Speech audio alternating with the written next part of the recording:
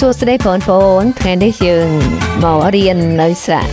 ខ្មែរយើងទាំង23តួនៅសាលាសាលាបឋមសិក្សាពលិកលបុត្រនៅថ្នាក់ទី1កអូខេយើងចាប់ផ្ដើមរៀននៅសាលាខ្មែរយើងទាំង23តួណាតាមមានអ្វីខ្លះហើយនឹងបងប្អូនទាំងអស់នឹងអាចថាតាមទី1គឺស្រៈអាកដាក់ស្រៈអាកាស្រៈទី2គឺស្រៈអេកអេកេស្រៈទី3ស្រៈអេកអេកេ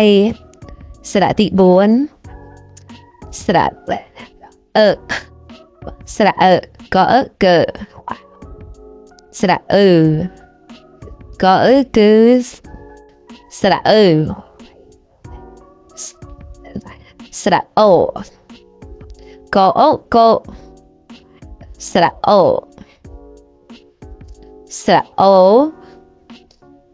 កអូកូស្រៈអូស្រៈបន្ទាប់ស្រៈអ៊ូកអូគួស្រៈអ៊ូស្រៈបន្ទាប់ស្រៈអាកអាកាស្រៈអឺកអឺគឺស្រៈអ៊ីកអ៊ីគីស្រៈបន្ទាប់ស្រៈអេកអេកេស្រៈអេស្រៈបន្ទាប់ស្រៈអែកអែកែស្រៈបន្ទាប់ស្រៈអៃកអៃកៃស្រៈអោកអោកោស្រៈអៅកអៅកៅ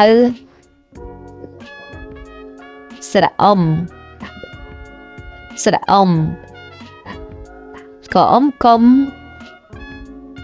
ស្រៈអំកអ៊ំកំស្រៈអាំកអាំកាំស្រៈអេកអេកេស្រៈអូកអូកោស្រៈអេកអេកេស្រៈអកអូកោ